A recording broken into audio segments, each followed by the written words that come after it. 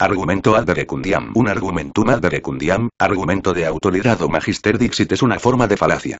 Consiste en defender algo como verdadero porque quien es citado en el argumento tiene autoridad en la materia 1. Los pitagóricos utilizaban este tipo de argumento para apoyar su conocimiento. Si alguien les preguntaba por qué, respondían el maestro lo ha dicho en latín, magister dixit, o porque él mismo lo ha dicho en latín, ipse dixit.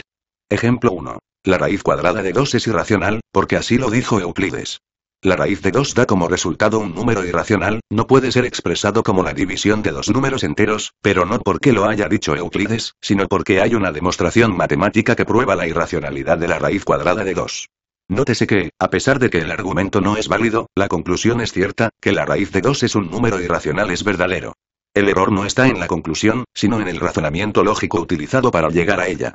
No se debe caer en el error de creer que si algo se intenta demostrar por autoridad, entonces es falso. Ejemplo 2. A. El cielo es celeste, porque así lo dice Newton. B. Que lo diga Newton no prueba que sea cierto, así que el cielo no es celeste. En este caso, tanto A como B cometen una falacia. A realiza un argumentum ad verecundiam, pero B comete un argumentum ad logicam. Como ha detectado que ha cometido una falacia, no solo rechaza su conclusión, sino que además, acepta como verdadera la conclusión opuesta por este motivo. Índice. 1. Falacias similares. 2. Magister dixit. 3 casos aceptables. 4. Véase también 5 referencias. Falacias similares. Falacias que se centran en la persona que lo dice para dar validez a sus conclusiones. 1. Argumentum ad hominem, donde se pretende demostrar que algo es falso porque quien lo dice no tiene autoridad. Argumentum ad baculum, donde se pretende hacer algo verdadero usando la fuerza, porque lo dice alguien que tiene autoridad y puede castigar si no se acepta el argumento.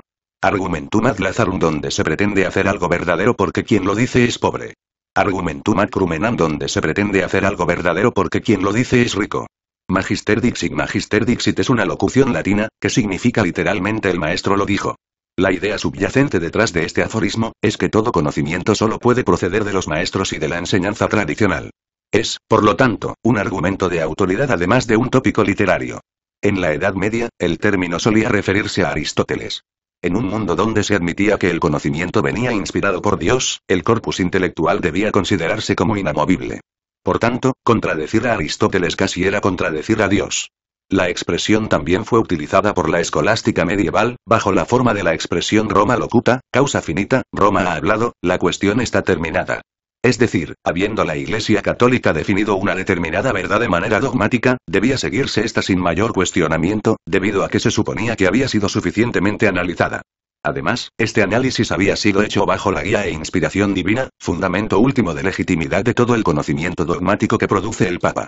De ahí que muchas polémicas teológicas medievales terminaran cuando uno de los polemistas conseguía que se considerara hereje a su contrario, tal y como ocurrió por ejemplo con Pedro Abelardo, quien en el siglo XI, durante la querella de los universales, fue calificado como tal por su antagonista intelectual Bernardo de Claraval. El Magister dixit era también parte de la enseñanza científica medieval en las universidades, en donde se estudiaban determinadas materias por el manual que hubieran escrito ciertos autores antiguos, como Galeno en medicina o Claudio Ptolomeo en astronomía. Actualmente, la expresión se usa a menudo con un sentido irónico, para burlarse de quien intenta dar sus argumentos como verdaderos por su autoridad, supuesta o real, o cita a alguien de poca autoridad. Casos aceptables. Al igual que a través de la experimentación se tratan de encontrar excepciones y si no se encuentran se puede considerar una teoría como verdadera, igualmente se puede hacer con las autoridades. Un argumento que apela a la autoridad y no falaz sino lógico en función de sus premisas sería: A realiza una afirmación B. A nunca está confundido, equivocado ni es deshonesto. Por lo tanto, la afirmación B debe ser tomada en consideración, aunque no como cierta, directamente. Tanto como la premisa 2 sea cierta, su conclusión también lo será. Así apelar a una autoridad puede ser lógicamente correcto mientras haya sido suficientemente probada su autoridad y no se hayan encontrado excepciones. Esto no quiere decir que la afirmación sea cierta y no se encuentre una excepción, pero esto es algo que es inevitablemente y energéticamente hablando no puede evitarse por el número de pruebas y test que deberían hacer para tomar decisiones. Argument from authority. An argument from authority, also called an appeal to authority, or argumentum ad verecundiam, is a form of defeasible 1. Argument in which a claimed authority's support is used as evidence for an argument's conclusion. It is well known as a fallacy, though it is used in a cogent form when all sides of a discussion agree on the reliability of the authority in the given context. 2. 3. Contents 1 Forms 1.1 Appeals to authorities 1.1.1 Use in science 1.2 Appeal to non-authorities 2 Cognitive bias 3 See also 4 References 5 External links Forms Appeals to authorities Historically, opinion on the appeal to authority has been divided. It is listed as a valid argument as often as a fallacious argument in various sources. 4. With some holding that it is a strong argument. 5, 6, 7, which has a legitimate force. 8, and others that it is weak or an outright fallacy. 9, 10, 11, 12, where, on a conflict of facts, mere appeal to authority alone had better be avoided. 13. If all parties agree on the reliability of an authority in the given context it forms a valid inductive argument. 2, 3. Use in science Scientific knowledge is best established by evidence and experiment, rather than argued through authority. 14, 15, 16. As authority has no place in science. 15, 17, 18. Carl Sagan wrote of arguments from authority. One of the great commandments of science is, mistrust arguments from authority. Too many such arguments have proved too painfully wrong. Authorities must prove their contentions like everybody else. 19. An example of the use of the appeal to authority in science can be seen in 1923, when leading American zoologist Theophilus Painter declared, based on poor data and conflicting observations he had made, 2021, that humans had 24 pairs of chromosomes.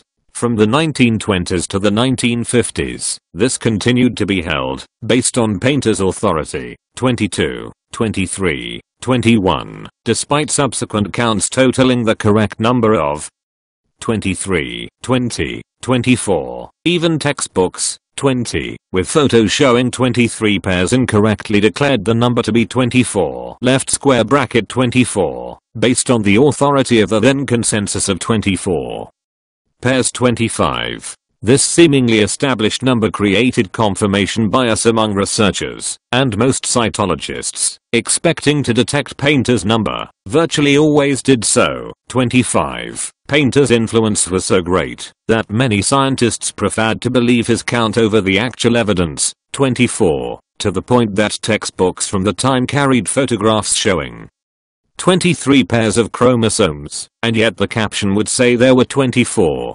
24. Scientists who obtained the accurate number modified 26 or discarded 27 their data to agree with Painter's count. A more recent example involved the When Contact Changes Minds, an experiment on transmission of support for gay equality paper. The paper was a fraud, based on forged data, yet concerns about it were ignored in many cases due to appeals to authority. One analysis of the affair notes that over and over again, throughout the scientific community and the media, Lacan's impossible seeming results were treated as truth, in part because of the weight the study's co-author, Green's name carried. 28. One psychologist stated his reaction to the paper was "That's very surprising, and doesn't fit with a huge literature of evidence. It doesn't sound plausible to me." Then I pull it up, and I see Don Green as an author. I trust him completely, so I'm no longer doubtful. The forger, Lacan, would use appeals to authority to defend his research, if his responses sometimes seemed to lack depth. When he was pressed for details, his impressive connections often allayed concerns, with one of his partners stating, when he and I really had a disagreement, he would often rely on the kind of arguments where he'd basically invoke authority, right? He's the one with advanced training, and his advisor is this very high-powered, very experienced person, and they know a lot more than we do. 28. Much like the erroneous chromosome number taking decades to refute until microscopy made the error unmistakable, the one who would go on to debunk this paper was consistently told by friends and advisors to keep quiet about his concerns, lest he earn a reputation as a troublemaker, up until the very last moment, when multiple smoking guns finally appeared, and he found that there was almost no encouragement for him to probe the hints of weirdness he'd uncovered. 28. Appeal to non-authorities. Fallacious arguments from authority are also frequently the result of citing a non-authority as an authority. 29. An example of the fallacy of appealing to an authority in an unrelated field would be citing Albert Einstein as an authority for a determination on religion, when his primary expertise was in physics. 29.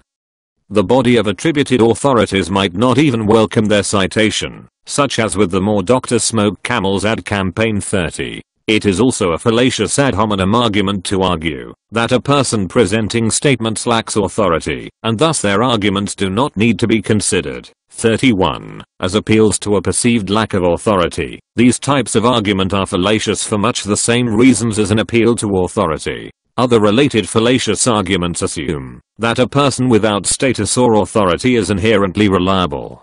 For instance, the appeal to poverty is the fallacy of thinking that someone is more likely to be correct because they are poor. 32. When an argument holds that a conclusion is likely to be true precisely because the one who holds or is presenting it lacks authority, it is a fallacious appeal to the common man. 33. Cognitive bias. The argument from authority is based on the idea that a perceived authority must know better and that the person should conform to their opinion. This has its roots in psychological cognitive biases. 34. Such as the Asch effect. 35. 36. In repeated and modified instances of the Asch conformity experiments, it was found that high-status individuals create a stronger likelihood of a subject agreeing with an obviously false conclusion, despite the subject normally being able to clearly see that the answer was incorrect. 37. Further, humans have been shown to feel strong emotional pressure to conform to authorities and majority positions. A repeat of the experiments by another group of researchers found that participants reported considerable distress under the group pressure, with 59% conforming at least once and agreeing with the clearly incorrect answer, whereas the incorrect answer was much more rarely given when no such pressures were present. 38. Another study shining light on the psychological basis of the fallacy as it relates to perceived authorities are the Milgram experiments, which demonstrated that people are more likely to go along with something when it is presented by an authority. 39. In a variation of a study where the researchers did not wear a lab coat, thus reducing the perceived authority of the tasker, the obedience level dropped to 20% from the original rate, which had been higher than 50%. Obedience is encouraged by reminding the individual of what a perceived authority states, and by showing them that their opinion goes against this authority. 39. Scholars have noted that certain environments can produce an ideal situation for these processes to take hold, giving rise to groupthink. 40. In groupthink, individuals in a group feel inclined to minimize conflict and encourage conformity. Through an appeal to authority, a group member might present that opinion as a consensus, and encourage the other group members to engage in groupthink by not disagreeing with this perceived consensus or authority. 41. 42. One paper about the philosophy of mathematics, for example, notes that, within academia, if a person accepts our discipline and goes through 2 or 3 years of graduate study in mathematics, he absorbs our way of thinking and is no longer the critical outsider he once was. If the student is unable to absorb our way of thinking, we flunk him out, of course.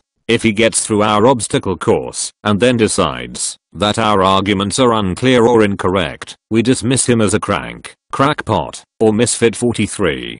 Corporate environments are similarly vulnerable to appeals to perceived authorities and experts, leading to groupthink. 44. As are governments and militaries. 45.